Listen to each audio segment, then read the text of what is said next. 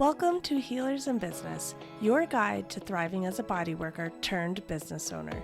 Join me, Jane Chevalier, CEO of Circular Path Consulting, a seasoned expert in the business of the healing arts, as I share invaluable insights, practical strategies, and heartfelt support to help you flourish in your business.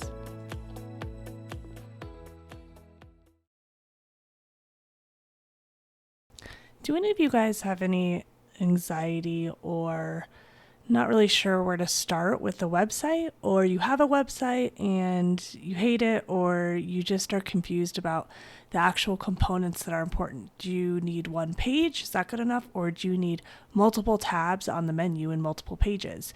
Do you need a blog on it, or does something like social media posts suffice? And what does SEO mean? Well, if you have any of these questions or more, then you're going to love this next podcast episode. It's everything SEO and more with Erin Dooley Silva. She is the founder and president of Sidekick Web Studio, which is a web development firm based in Denver. Sidekick specializes in custom website development and e-commerce storefront development, and has been helping small to mid-sized businesses nationwide for over 6 years to bring their ideas to life online. Here is our interview with Erin. Enjoy. Okay, so Erin, for listeners who have, very minimal experience with website building, they might have a website that they built from scratch, like Squarespace, but it's kind of hanging by a thread. They really don't know what they're doing, and they've kind of just hacked it on their own, or maybe they are about to start a website and they have no idea what they're doing. What do you think is kind of the best place to start for someone who's very uncomfortable in the subject? Yeah, absolutely. So I would kind of separate that question into two different answers.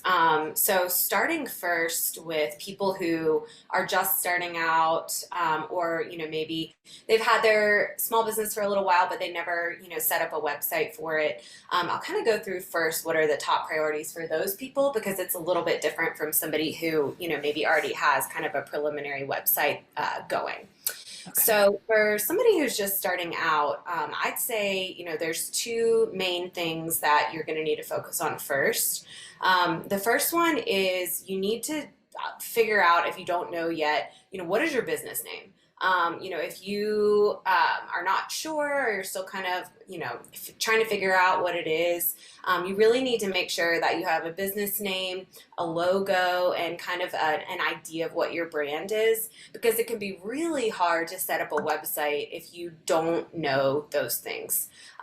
So I would say definitely having an idea of your business name, kind of putting together a preliminary logo and thinking about what you want the site to look like, from colors and fonts and things like that, is a good place to kind of brainstorm in and have an idea of before you start to set up a website.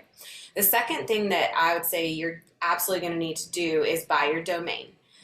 So, you can't have a website unless you have a domain. And so there's a lot of, different places that you can purchase a domain. GoDaddy is the one that I like the best. It just makes it really easy to use, and, they have an auto renew functionality. So you can set that on after you buy your domain, and you don't, it'll just charge you every year. You don't have to think about it. But definitely securing the domain you want is critical. And so, once those two things are kind of, the groundwork is laid for them, then I would say, you can kind of take the next steps in terms of starting to set up your website. So, yeah. Okay, sorry, were you going to Well, continue? so, going next into people who, already have a website, I guess first, the next thing that you would need to think through is, where do you want your website to live? What platform do you want it to be on? So that could be for somebody who has a preliminary website and they just don't like where it is, or, they're trying to build a new website. So I'd say, the things to think about, when you're making that decision is Do you want to build it yourself, or do you want help from a company to build it?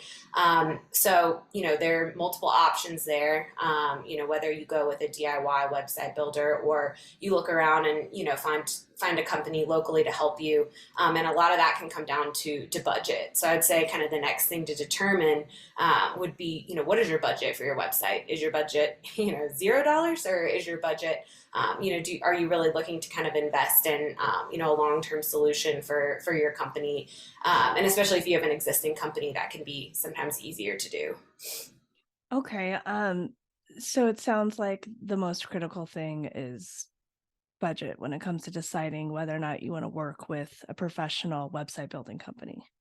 Yes. And, I think that you also need to look at what is going to be on this website and what are the goals of it. If it is just kind of what we call like a business card website where it's going to have, a single page with, maybe your headshot and information about you and, kind of a short information on your services in a contact form, that can easily be done using a DIY website builder like Squarespace or Wix or something like that. If you are looking to do something more advanced, for instance, you have a pretty robust brand that you're looking to bring to life with a site, or you have a pretty robust site map that you're looking to build out, 8 to 10 plus pages. You're looking to have advanced integrations, perhaps with Mailchimp or another email marketing software or an appointment scheduling software. Then you may want to engage the services of a web development company to help you. Okay. Are besides doing the actual like building itself, that sounds like it can be a little more complicated. Are there any other like secrets or tricks you guys have up your sleeves that you bring to the table? As a web development company, Yes. yeah, absolutely. So, I mean, with what we do, we really take a lot of time to get to know our clients and understand, their target markets, their audiences, the goals and objectives of the company, and kind of where they are now and where they want to go in the future. And then we actually lay out a website design from scratch, and design everything based on who you are and what you're looking to do as a business. So, if you just feel completely unequipped in terms of, like layouts and, presenting your business on a website online, that can be, the creative side is where a web development company can also really help. And then the other piece of it is just having a long-term tech partner that's in your corner and on your side. We work with all of our clients in an ongoing basis for years and years, a lot of the time. So, if you're, really uncomfortable working with technology, it can be helpful to have, someone kind of on your side and on your team to help you implement different things that you may want to do other than your website too, whether it be email marketing or social media or online advertising or things like that. It can be helpful to have somebody who's well versed in just the digital hemisphere generally, to kind of help you bring your business to the online world and reach the audiences that you want to reach. So it sounds like you guys kind of help outside of just the website building. Like you mentioned, social media and a few other things associated with online building. Yeah, so we do offer a few auxiliary services. Our bread and butter is building custom websites and e-commerce stores. But we do offer email marketing services. We do offer monthly blog article writing services, which can really lend itself to helping build your SEO. And then we have a really great social media partner actually in town who we partner with and refer clients to, who specifically specializes in social media, who helps in that space. So I would also say, don't be afraid, especially if you're a small business. It can sometimes be really expensive to work with, giant agencies who do everything. So sometimes, it may be beneficial to find, a few different small businesses who really specialize in their particular space, to help you kind of do exactly what you want to do in that space. Okay, and would you be able to just share some ballpark kind of budget estimates depending on, where someone is in their website building journey and maybe what options they would have with working within a company like yours or other companies out there too? Yeah, absolutely. So, again, I think it starts, the lower level up to an extremely high level. So I would say we're kind of middle of the road. Again, we do not use templates. We specialize in custom designs, which is kind of what sets us apart from a lot of the lower level companies that use templates, lower cost, not lower level. And so our business websites generally are around 10 pages, and they run at $8,500. So that, again, I would say we're pretty like in the middle of the road cost wise. If you go to a giant agency in town or one that's a nationwide agency, you're probably going to be looking at more like 20,000 plus for a website. Mm. And then, on the lower end, you can find a lot of freelancers. You can find a lot of, website building companies who, can stand up a really nice looking website for you on Squarespace or Wix or something like that. And a lot of the times, those guys are only about $2,500 or so. And you might even be able to find a freelancer for less on sites like Fiverr.com or things like that. So, I think it's a matter of, looking at your budget, you know, understanding, taking a temperature check on what is your comfortability with technology, because you will need to do things like go into and set your DNS settings, set A records and CNAME records and things like that to get your domain connected to your website. So if you really want nothing to do with that and it really scares you, I would ask for help and look at your budget and figure out where you want to get that help from. If you've got a pretty good, you feel relatively comfortable with technology and you don't need anything too crazy, I would recommend trying to go it alone first. Stand up a Squarespace site. They have a lot of really nice looking templates. You can get in there, choose a template you like. They have a drag and drop builder that allows you to put in pictures and information that you want.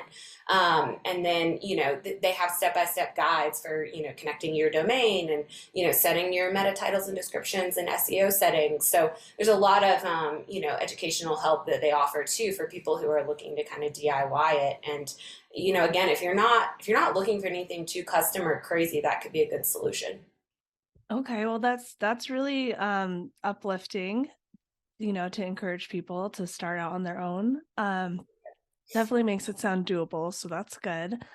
Um, so you mentioned two things, meta setting and SEO. I think a lot of us have heard about SEO, and I would love to unpack that a little bit more. But could you explain what is meta setting?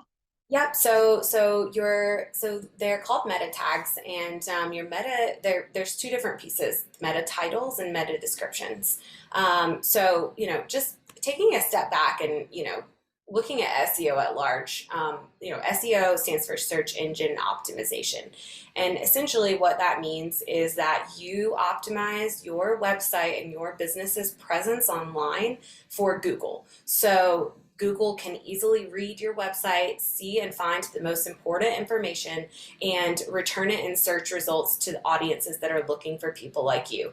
So that is essentially what SEO is all about. And a lot of the things you do for SEO seem kind of crazy because you're not doing it for actual people. You're literally doing it for Google's bots and crawlers. But it is critical to pay attention to that, because if you do something wrong or you do something that Google doesn't like, I mean they can make your business literally not able to be found in search results, which is not what you want. So there's a bunch of different things that is involved with SEO. It can actually be extremely, extremely complex. But to kind of give you a simplified version of what probably you should be paying attention to, there are two types of SEO. There's internal and external. And so internal is everything you do on your website that helps raise your SEO standards and helps Google to better rank you online. External SEO is everything you do outside of your website that helps you to be better viewed in the eyes of Google and help raise you in online searches.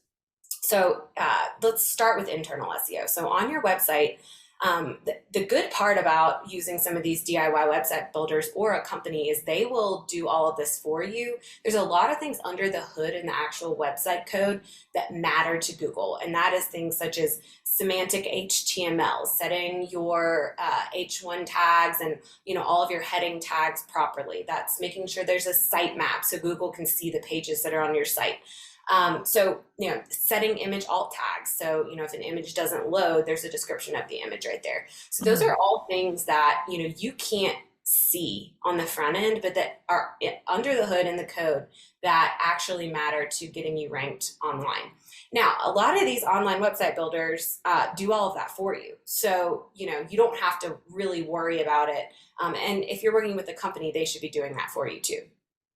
So a part of that is the meta titles and descriptions, and essentially what those are is when search something on Google and it pops up with the link, which is the title, and then the little description underneath. Every website pops up in that format in search results. That is technically called your meta title and description, and it is one of the first ways that Google reads what is this page about. Is this page, if you're a massage therapist, and you have, your services listed on there, make those meta titles and descriptions as descriptive as possible. So then, Google, if somebody's searching for a particular, let's say, type of massage or something like that, it'll look at that, how the page is set up, what the title and description says, and if the keyword is in there, in those titles and descriptions, it'll return you much higher in the search results if somebody's looking for that. Okay, Um, and so like for example, if you are like massage therapist, deep tissue, yeah. Swedish, trigger point, available in Denver near Cherry Creek, like including location and all of that, right? That is absolutely the best way to do it, especially for companies who are trying to get local traffic. And again, in these DIY website builders and whatnot, there are spots you can fill that information in. It's not hidden or difficult, but knowing what it is and the importance of it, a lot of people don't, and so they leave it blank. Yeah. And so yeah, so I mean that is a really important thing to pay attention to for every one of your pages when you are, if you are using a DIY website builder. Okay, and now I have a question.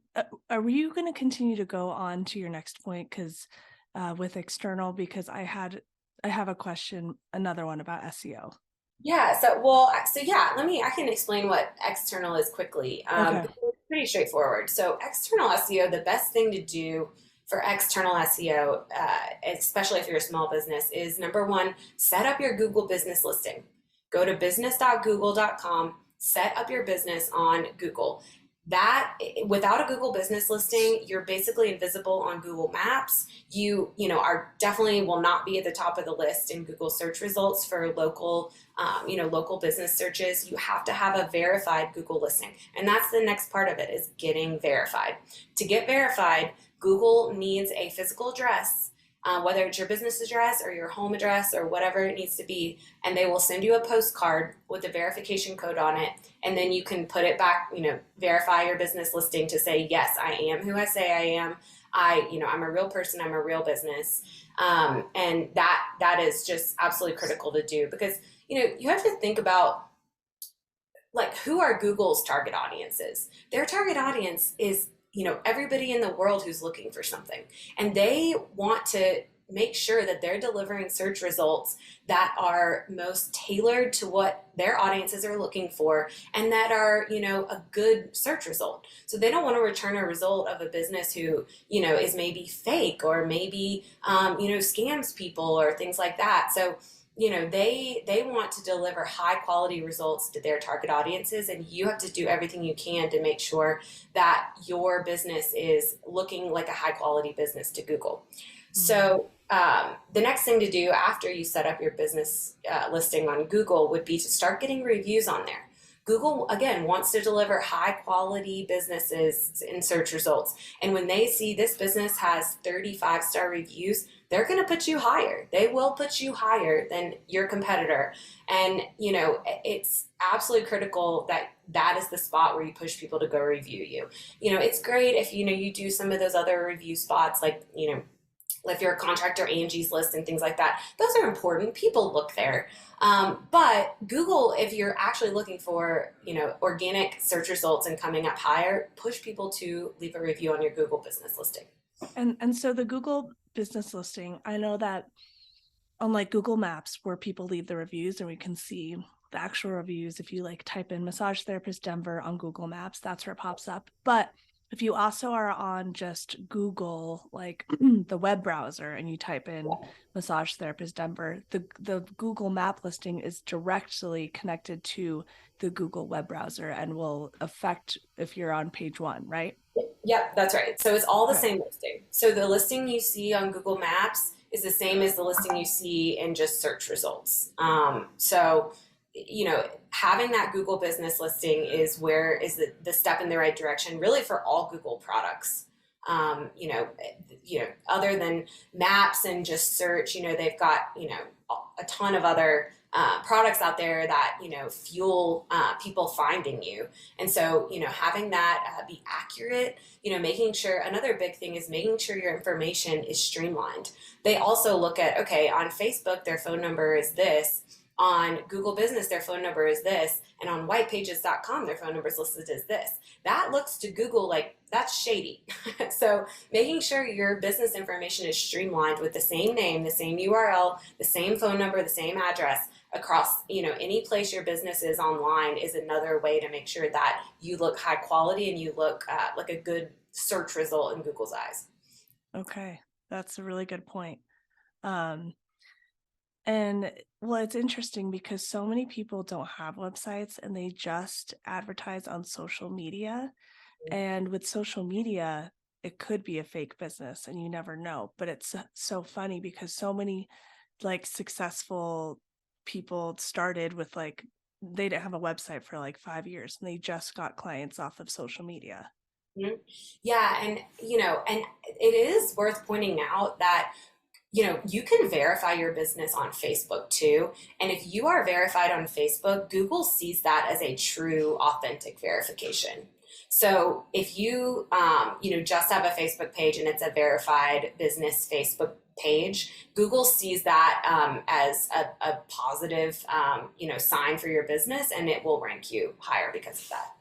So what would you say to someone who has been in business for 3 years and pretend they've reached like 80, 85% of their goals? So they're doing pretty well.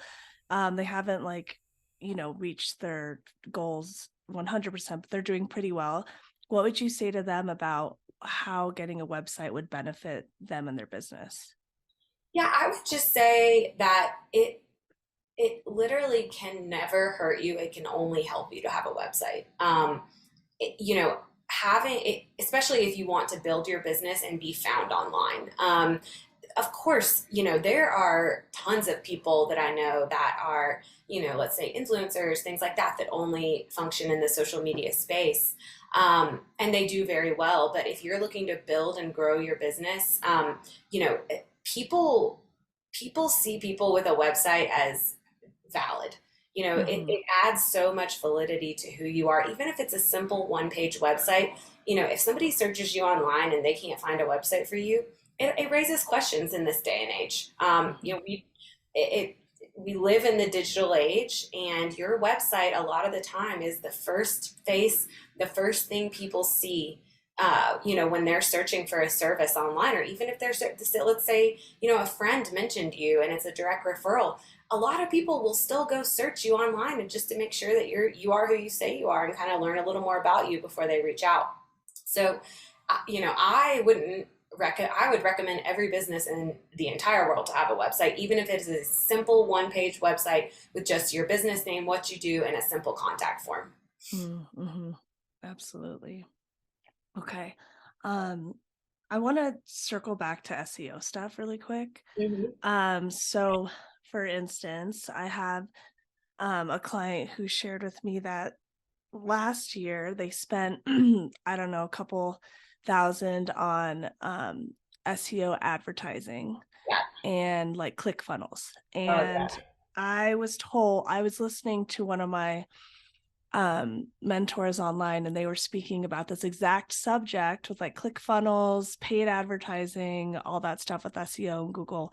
And they recommended and I want to know what your thoughts are on this. So they said you really don't want to do that stuff unless you've got at least like 3 to 500K followers online, where it's a massive following, because you are only going to expect about 10% of them to actually follow up with you and utilize your services. And so I wanted to know what your thoughts were on that. Yeah, I mean, so it is very difficult if you're a small business to make a mark using digital advertising, because you have to invest a good amount of money, especially if you're doing Google pay per click. Unless you have at least like 5,000 plus, I would say a month to pay a company who knows what they're doing to do it and invest in the actual ad spend. I would not go there personally. I just think that it is especially if you're, let's say, a business that does, massage therapy, trying to compete for those keywords. The word massage therapy in Denver can be really, really expensive. So unless you do something so niche that, the keyword, there's not a lot of competition for the keywords, and you're a small business, I would not go there. For instance, with my business, like, websites, I mean, it's really hard to compete for, the keyword of, websites. And that is ultimately what people are searching for when they're looking for website company, website building company, website development company. And they're really, really difficult and hard and expensive to rank for. Mm-hmm. If you do have if you do have an existing website and you have a good amount of website traffic, come into your site, you could, engage with some digital advertising that, kind of presents ads to people who have visited your website. That can be a good way to go, but again, it's really, really expensive. And so, in my opinion, unless again you have at least $5,000 a month to put toward it, I wouldn't go there. Also, there's a lot of things you can do personally outside of digital advertising to raise, like I just went over, to raise your placement and help you be found online. And those are all things like getting reviews. If you have more reviews than your competitor and they're all 5-star reviews, you're just naturally going to appear higher than your competitor in your given area, in your geographic area. If you start engaging with blog article writing on your website, blog article writing is one of the best ways to help raise your SEO. And because Google, again, is constantly scanning your website and sees this person is posting, 3 blogs a month talking about, deep tissue massage therapy. They must be an expert in their space. Hmm. So Google likes to see those things, and those are all things that are, within your wheelhouse to do and are much, much less expensive than digital advertising. Okay. And what about people who, instead of blog writing, because I understand that that's almost like more of the natural SEO writing we talked about earlier, Yep.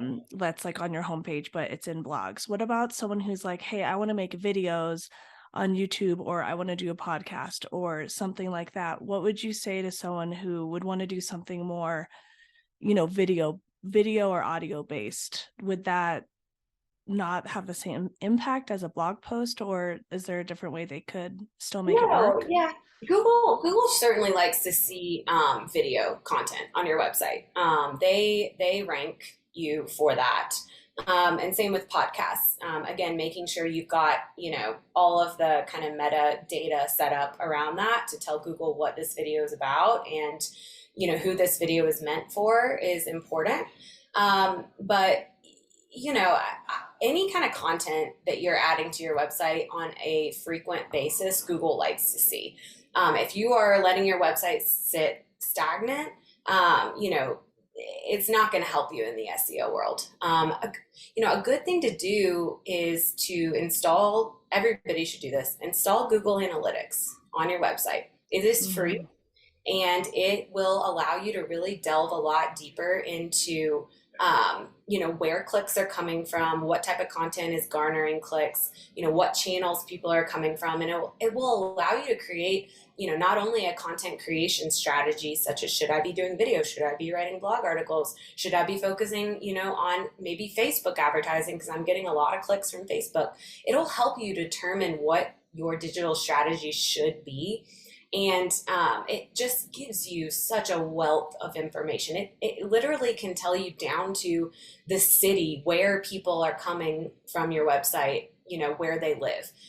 It can tell you, again, like what social channels people are coming from, what other referral. Let's say, somebody, you wrote an article that was posted on somebody else's website. You can see how many people were clicking through to your website from that. So Mm, it just gives you so much information, and it can allow you to make smarter digital decisions when it comes to how to spend your money on digital, where you should be focusing your time and your energy and your effort, and what kind of content is really getting shared and getting clicks.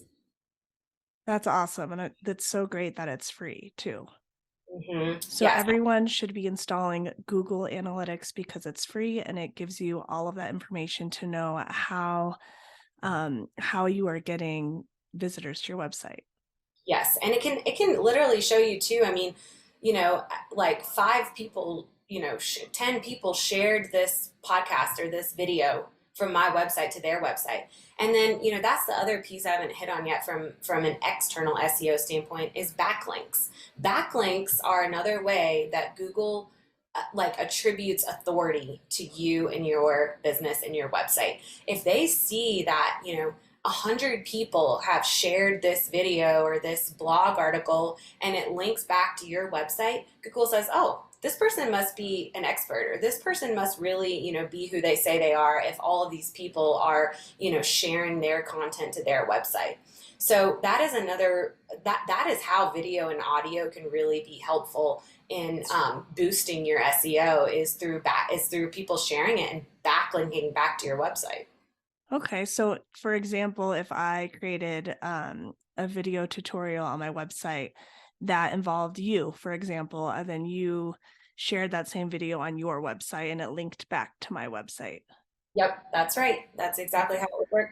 You would maybe want to embed the video on a page on your website and then share that page link. Mm, That could be a good way to do it because then again you're driving traffic back to your domain. And Google likes and always measures what's called your domain authority. And your domain authority, is how your domain looks against other domains and other keywords over time.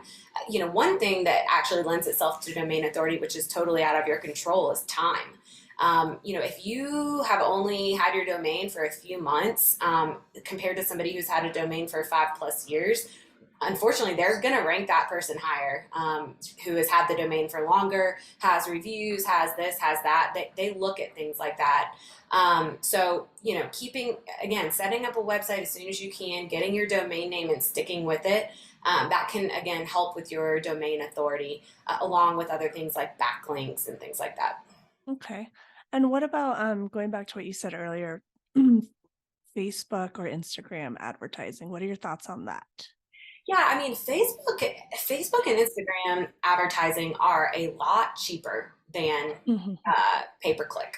They are a lot less expensive, and it also allows you to create lookalike audiences and things based on your actual followers, and it just helps you to be a lot more targeted with your advertising. So again, depending on your business type, I mean, for instance, we've done some Facebook advertising and whatnot in the past, and like our audiences are businesses, and so it's not great for B2B in my opinion, but Mm, B2C, for instance, using our massage therapist example, I think it's a great spot for somebody who's going after consumers. And so, you can, if you've ever played around with it, I mean, you can really, target based on interest, based on geographic location. You can set your own budget, and say, okay, I only want to spend, $250 a month.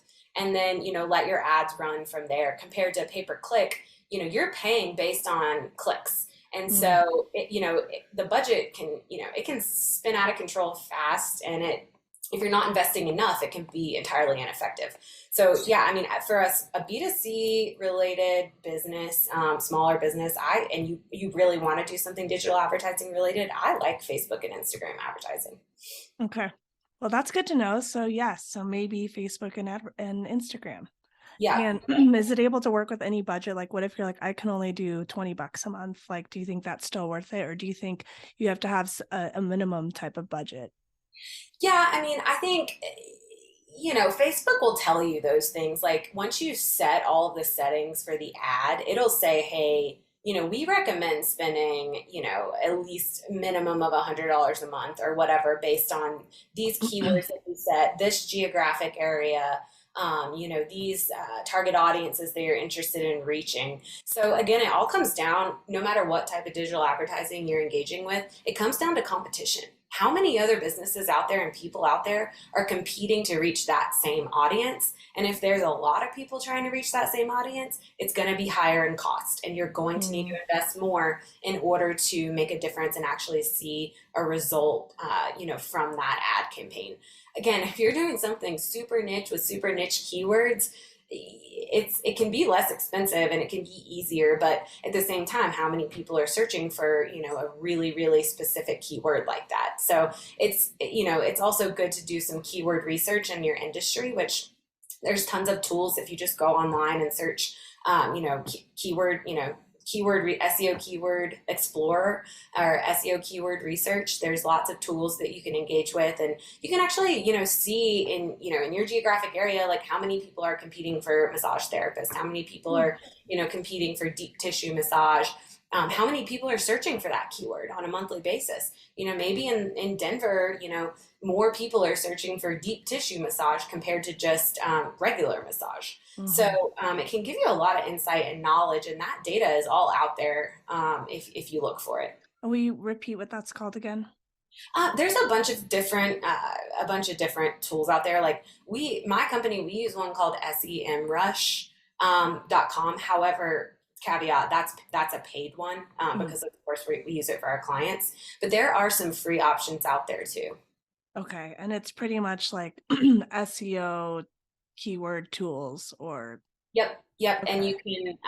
you can see, again, you can just research keywords that you think people are searching to find you, and it'll pull in all of the data that's available and kind of tell you, okay, in Denver, in this geographic location, people are searching for this word X number of times a month. Okay. Okay. Awesome. That's great. Yeah. Um, so, we've kind of talked about everything with what's needed on a website for someone who is more of a brick and mortar, like a massage therapist who's hands-on, they have an office location, they're in Denver. What if this same massage therapist decided to take their business virtual and decided to do mostly online courses, or most of their businesses online? Would that change the conversation that we've been having? Is there anything that you would recommend they do differently, or would you pretty much keep it the same? Yeah, I mean, I would say for somebody who is an online business, digital is, of course, a lot more important. Paying attention to your SEO, actually engaging and trying to build a social audience is going to be just much more critical if you don't have that brick and mortar space, that you can really kind of use to, gather an audience, in your local area. But I mean, everything I've said still applies. Like you should still set up a Google business listing. You can set the geography to not be such a local area. If you can set it to be nationwide or whatever, when you set up your Google business listing, for instance. But I would say you should probably look a lot more seriously at engaging with some Facebook and Instagram advertising and things like that. If you are an online business, it's tough. I mean, I've seen it with my clients.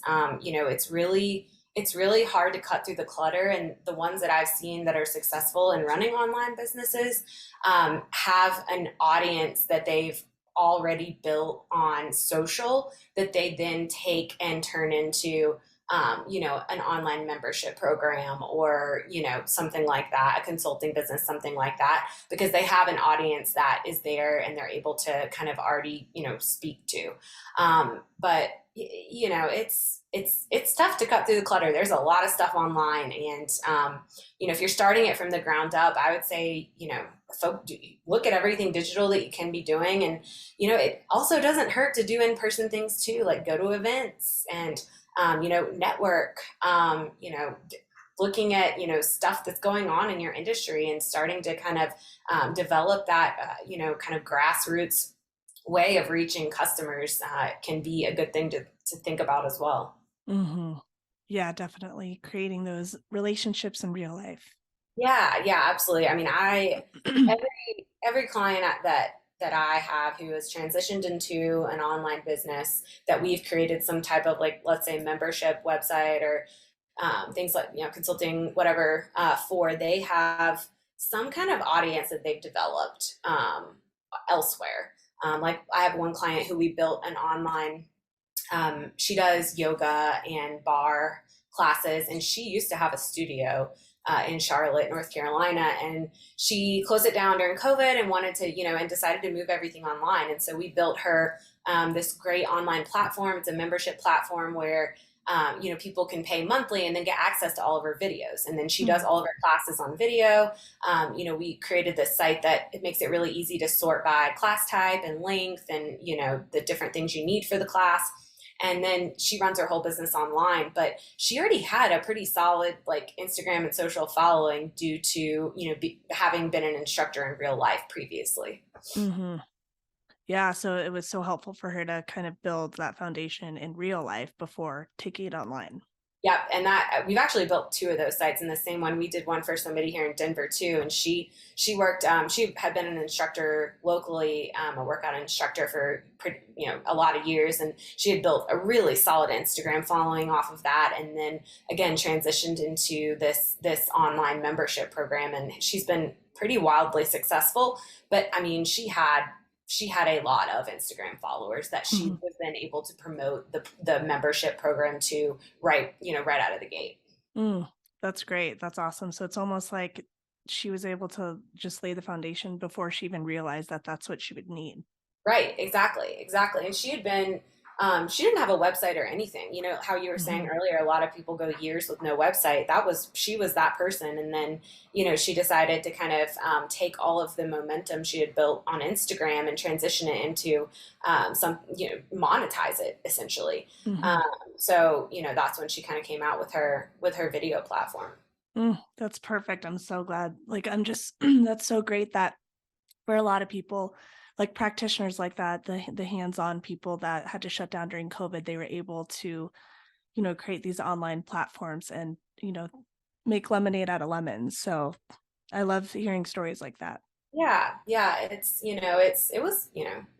was difficult. And that's not to say, like, it is hard. I mean, I think a lot of people underestimate how difficult content creation is. I see Hmm. it every day, like, not even in, the exercise industry, but, like, I mean, any industry. We build websites for people and they're like, we want this giant blog, and we're going to have a video page, and we're going to have this and we're going to have that. And then, we get to, about to launch the site, and I'm like, where's all your content? Like, Mm. have you written a blog article yet? Like, have you created a video yet?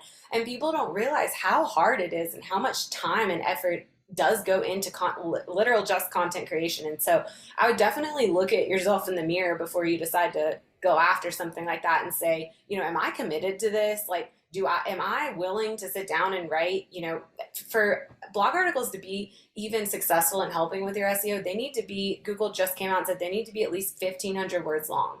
So, like, Mm. that's like a 3-page paper. So, Mhm. people, you used to could get away with like a 500 word blog article and it would do great with SEO. That's not the case anymore. And so, looking at yourself in the mirror and saying, do I have the time to devote to this and actually, make sure that I'm doing it frequently enough, I'm providing valuable enough content that, A, it works for SEO, and B, people actually, want to engage with it. Mhm. It's almost like with this new change of so many people going on virtually, like Google caught on to that and was like, okay, we need to raise the bar and really weed out who's Yep. gonna, who's gonna be at the top.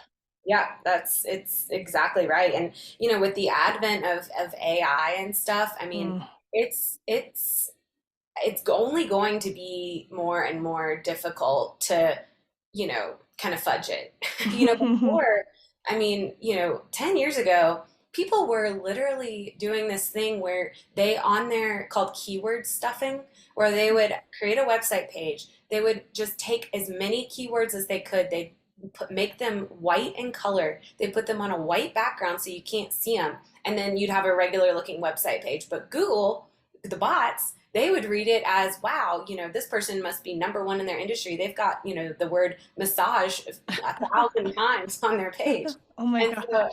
yeah, like, and the crazy thing is that it worked. It worked for a while, but like Google just gets smarter and smarter and smarter, and makes more and more changes to their algorithm. To use natural language, like they can Mhm. tell when something hasn't been written by a human, let's say, like they're extremely smart now. And so the only way to really do it right and actually have it work is really to do it the right way. Mhm. And another word I keep hearing too is, I'm sure you'll agree with me, is consistency. Like doing it every single week or however often, like slow and steady wins the race. Like you said, time and consistency is you just have to keep on doing it. It's so, so true. I mean, you can't write one blog article and expect you to jump, up 5 spots on the search results. Like Hmm. we tell people it can take a year or more for SEO, for the result of something like blog article writing to actually start working. Hmm. You really have to commit to it. You have to be consistent.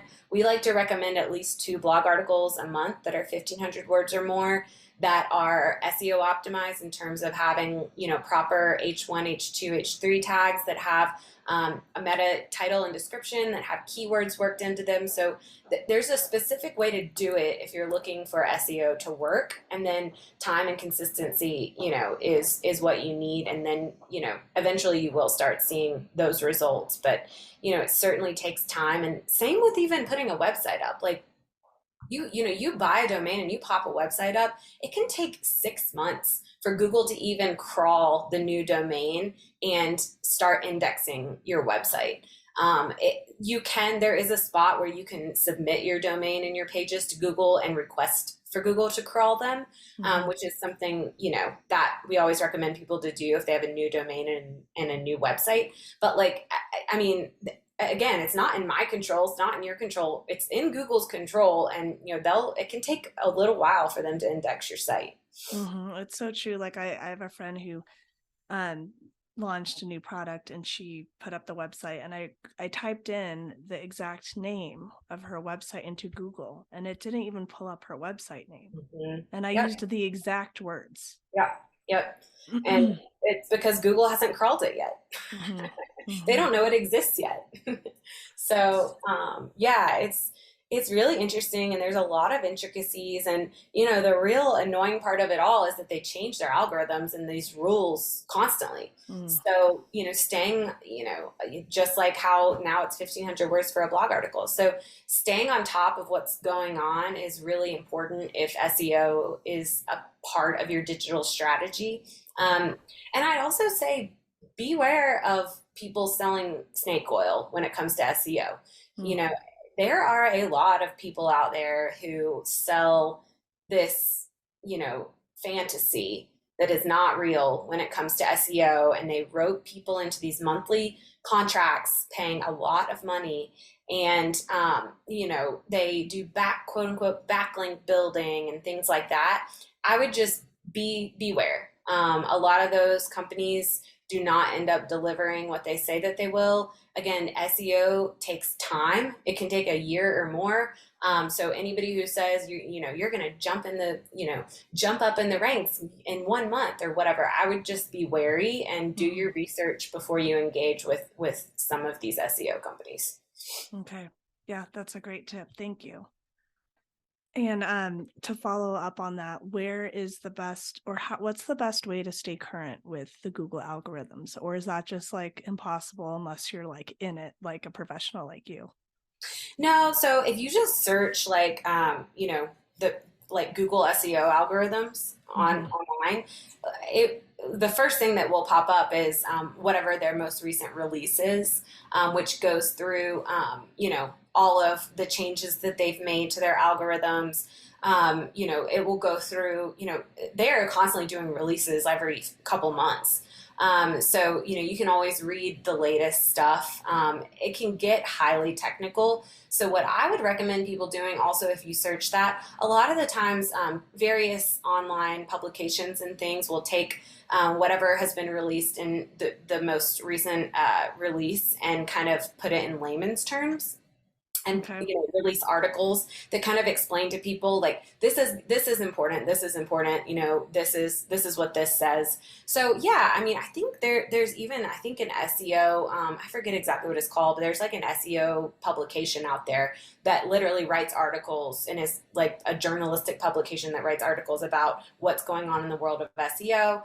And so that can be a good spot to find articles that are more written in layman's terms compared to the Google release of what they've done.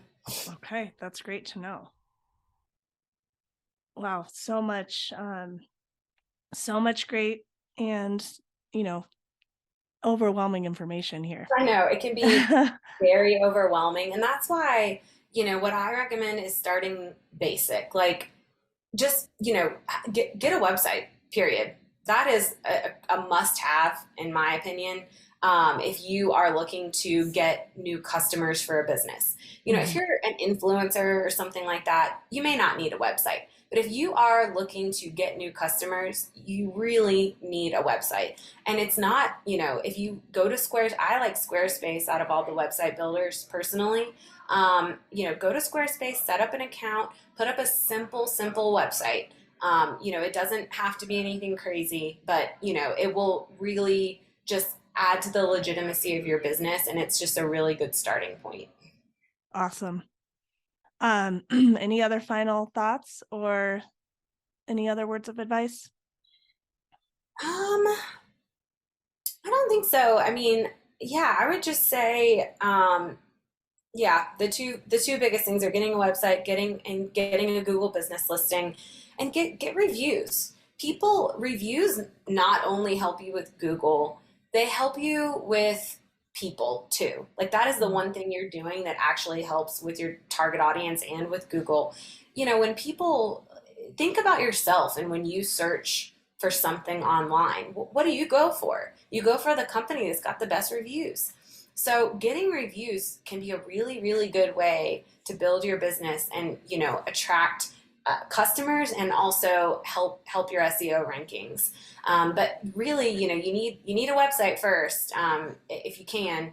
And but at the same time, if you only have a Facebook or something like that, like you can ask people to review you on Facebook too. So Mm-hmm. people want to see people want to see real people and the experience that they've had with you. And so I just can't speak enough about trying to get reviews as much as you can and how it can help your online and your digital presence. Mm-hmm. Because at the end of the day, we're dealing with people. That's who Yeah, we're serving. exactly. And that's what they look for is, other people who have had a good experience with you. So, I just, yeah, can't. And the other thing to do with reviews too is respond. When somebody leaves you a Google review, Google loves to see it when you pop on there and say, thanks for the review or whatever. And same thing goes if you get a negative review. Like it's going to happen. There's some crazy people out there, and if you're in business long enough, you're going to get a bad review at least once.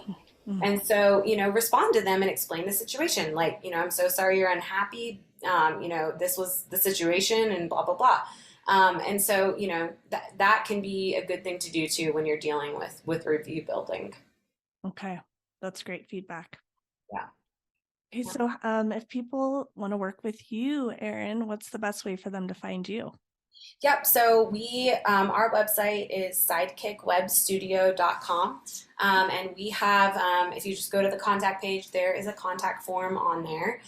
So you can reach out that way. I think, if you want to share my email address, you're welcome to reach out directly as well. It's just Erin at sidekickwebstudio.com. And yeah, we are a local Denver based company. We've been around for almost 7 years. And, like I said, we work with a lot of companies who maybe have had that Squarespace site for a few years and are ready to take the next step toward a more robust and more, custom website. So that really is kind of where we can step in and help you take your digital marketing and your digital presence to the next level. Oh, awesome. We are so grateful for people like you who exist in the world, for all of the health and wellness people who do not naturally have the knack for this type of stuff. So thank you so much for all of the amazing work that you do, Erin. Yeah, thank you for having me today. And yeah, I really appreciate being able to come on. Yeah. Well, you take care, and thank you so much again. All right, thank you. Okay. Thank you so much for joining me for a riveting episode with Erin Dooley discussing SEO and websites. Join me next week for episode 7, a solo episode with me. You are made to make money. It's going to be juicy.